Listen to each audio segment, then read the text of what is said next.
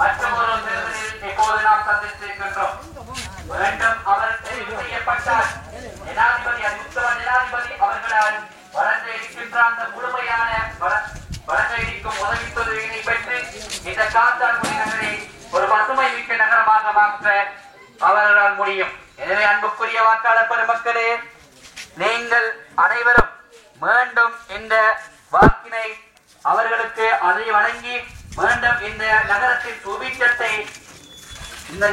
சுபீட்சத்தை பங்களிப்பு உங்கள் வாக்குகளையும் வெற்றி சின்னமாக சின்னத்திற்கும் ஐக்கிய மக்கள் சுதந்திர முன்னணியின் இரண்டாம் இலக்க வேட்பாளராகவும் ஸ்ரீலங்கா சுதந்திர கட்சியின் சார்பான மஹிந்த ராஜபக்ஷ அவர்கள் தலைமையிலான கட்சியின் ஒரு வேட்பாளராகவும் நான் போட்டியிடுகின்றேன். இன்ஷா அல்லாஹ் இந்த தேர்தலில் அதிக விருப்பு வாக்களை எடுத்து எங்களுடைய கட்சியின் அழுத்தத்தின் மூலம் ஸ்ரீலங்கா சுதந்திர கட்சியின் நாங்கள் வேண்டிக் கொண்டிருக்கின்றோம். அந்த அடிப்படையில் இந்த வருகின்ற 17ஆம் தேதி மார்ச் மாதம் நடக்கப்படுகின்ற இந்த நகரசபை தேர்தலில் அதிக விருப்பு வாக்கள் எடுத்து இன்ஷா அல்லாஹ் இந்த ஊரின் ஒரு நகர முதல்வராக ஆகுவேன் என்ற ஒரு எண்ணப்பாடு ஒரு உறுதியும் இருக்கின்றது. இன்ஷா அல்லாஹ் நீங்களும் துஆ செய்ய வேண்டும்.